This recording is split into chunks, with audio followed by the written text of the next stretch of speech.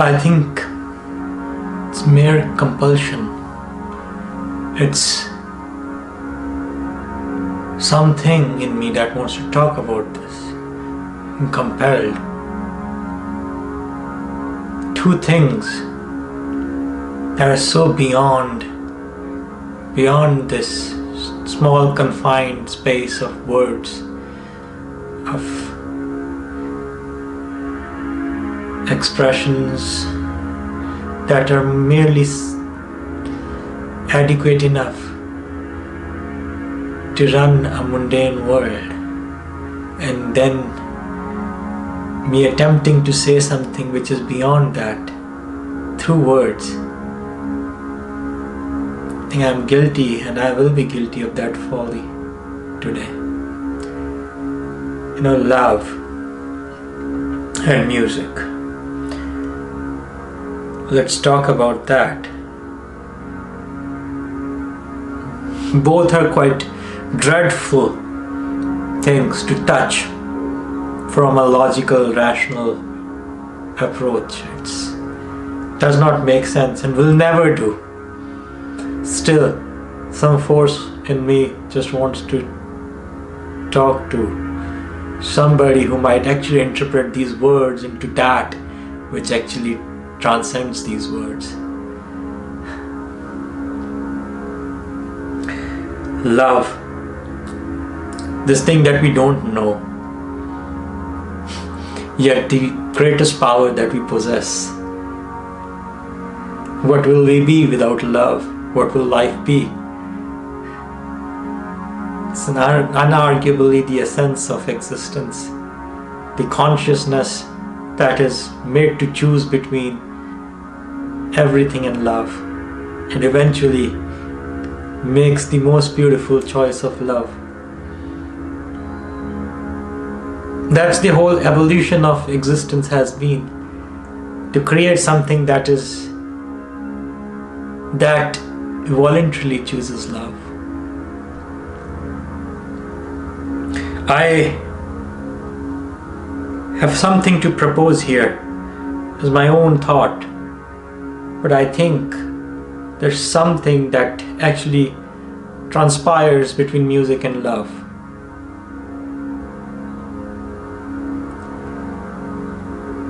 The idea of love, to love something, becomes a little bit lifeless. Not a little bit, maybe to a good extent, to a good quantifiable extent. It becomes lifeless, passionless, if it does not have that scenario of, that playful scenario of feeling it. I think music has taught human beings to love, to really love. Over all these centuries, we've grown into this being who emancipates its power to love through music and art, mostly music. If you really immediately two things occur when you start loving, you suddenly become more artistic, and you suddenly become more gentle and polite. What is music? That gentlest art, that blunted arrow which can still pierce through your soul. Only a blunt arrow can pierce through soul, not a sharp one. As blunt as a fragrance of a distant rose garden, miles away, but yet you can sense it in the gentle breeze. That blunt of an arrow can pierce a soul, not a sharp one. You can't cut a soul with a scimitar or a sword, but a gentle arrow. And the gentlest thing that we human beings have, a real thing to conjure, to carry our feelings, is music.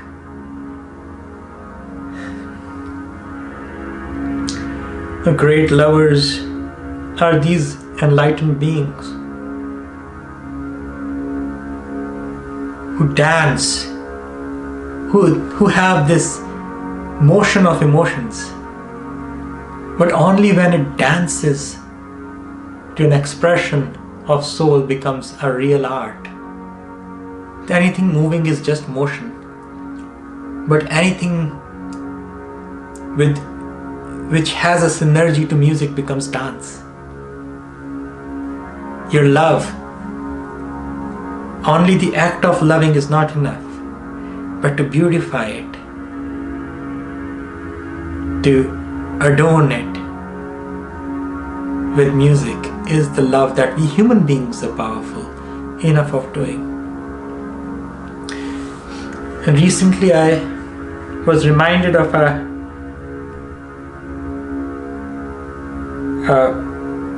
experience I had listening to music. सुन यार हमारे सज्जन एक करूँ बिनंतिया. Now the profoundest of love is that love which you don't ask for being requited, where you don't really want a union. Just you want the love to go on forever. This pursuit, this thirst, this quest of that beloved which could never be reached. But the love must continue. In Hindi I have said this. यूं ही कायम रहे मुझ में और मंजिल में फासले कि जिंदगी एक सफर ही तो है. Something around those lines. And this experience of mine, I was listening to this beautiful poetry by a true lover, Arjan Dev Sahab. Those who are familiar with Indian history and culture and Sikhism and religion knows this man. I don't consider it just to be Sikh or one religion or any.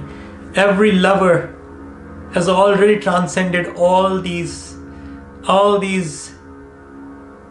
very limiting ideas that our mind creates. Love has already risen above if you are a true lover.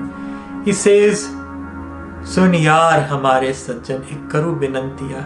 It says, I have only one request, that I have spent lifetimes looking for you.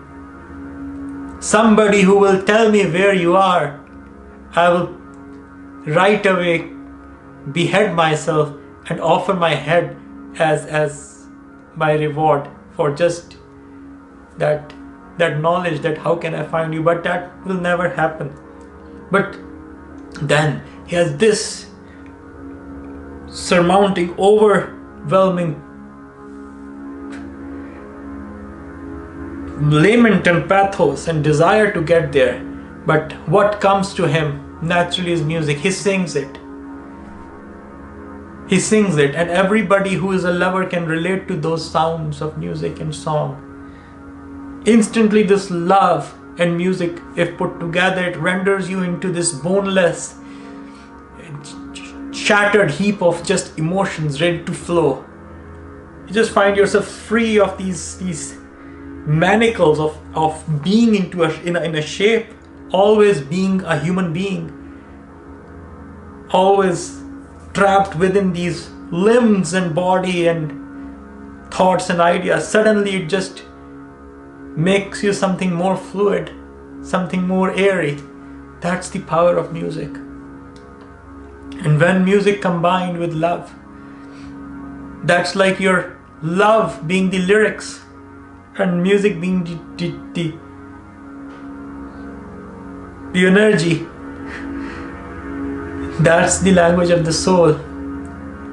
You don't need words. Words exist in a very confined space. It's not really emancipation for you.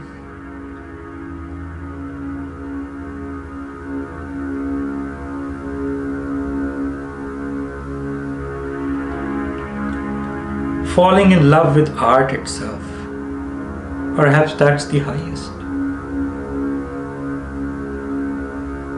Where now there is no subject to your expression, but expression itself becomes your love. That's the highest, noblest of the pursuits. One day, a being wakes up to this ultimate state, that just being is enough. Who is that being? That being is an artist. It's easier possible with art.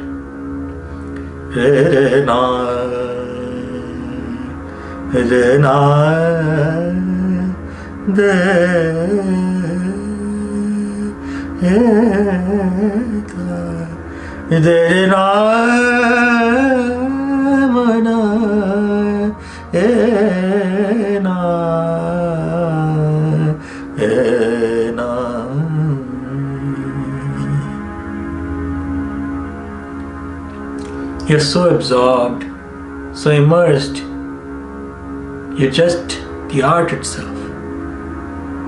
The dichotomy of lover, beloved is now surrendered to your oneness that you have established with art. You're free.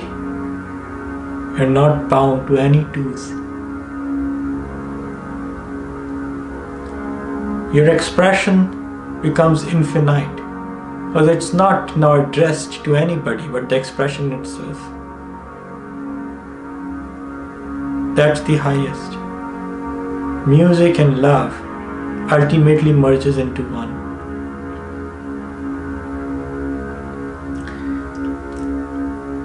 If you pursue only one at a time, if you pursue music, eventually there will be love. If you pursue love, eventually there will be music.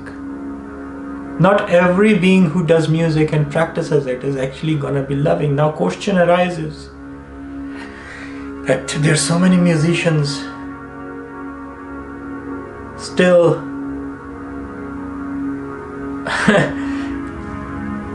trapped in their egos, their stature, status plays, their hypocrisies. What's happening to them? They practice 8 hours a day. It's not the practice, by the way. It's the intent. Using music as a tool for worldly success, you've already failed.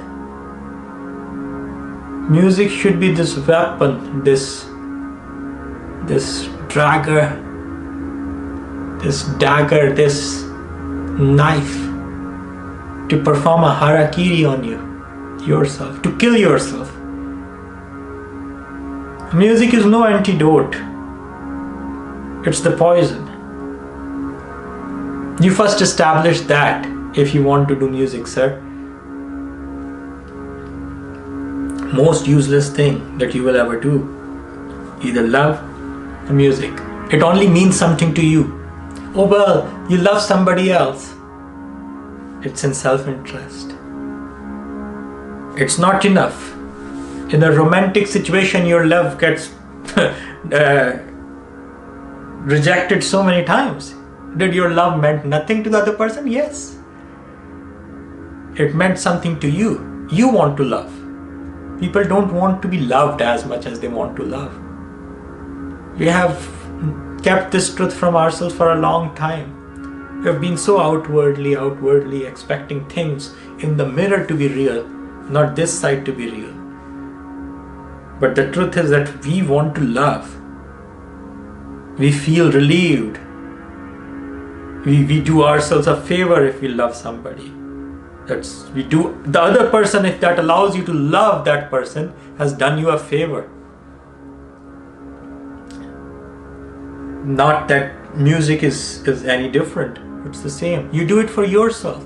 So people who do music for others, well, there's some credit to their service to humanity as all. But only an individual which has actually exemplified, has actually burnt itself and then eventually becomes the star in all its innocence and naivety, that it does not care what it is. That has served humanity more. You may play a concert for 1 billion people. The world does not change that way. World change when you change. Make music your salvation, your deliverance. A loving musician is what we need. Not just music lovers.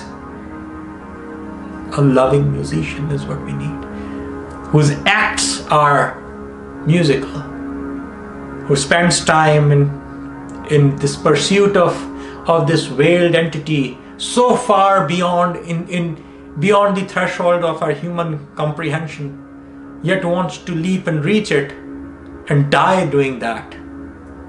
Take a leap into this abyss and fall eternally. We need people who are capable of that sacrifice. Musicians are gentle. Our true musicians are bravest, strongest people.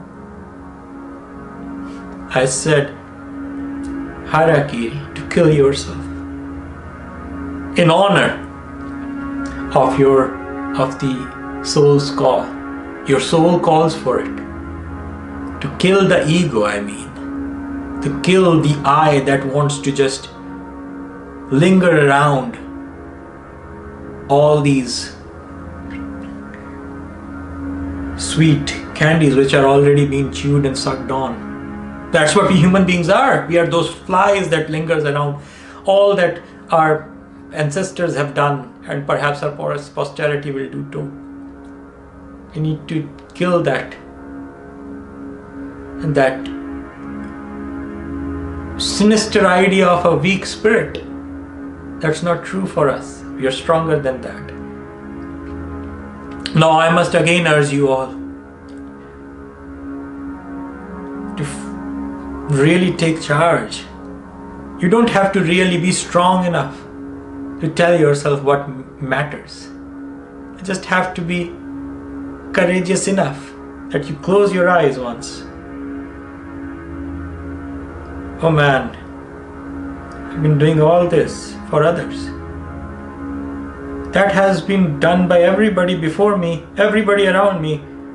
8 billion people, maybe 7 billion, and some 900 million people are doing that. Do I have a chance to really free myself doing that? Probability does not favor you. You close your eyes. The truth appears right there. A death in pursuit of something meaningful, or a life of drudgery.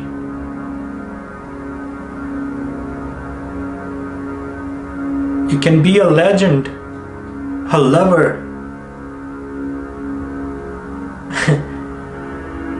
or you can just be another rock or dirt. You can be light, one spark of it, to light it all, or you can just be another shadow of those endless specks of doubt, those endless clouds of it's all right.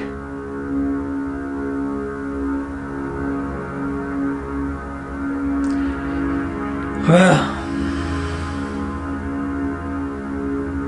I have no interest in really making you believe that music is valuable. I told you initially as well, I am compelled.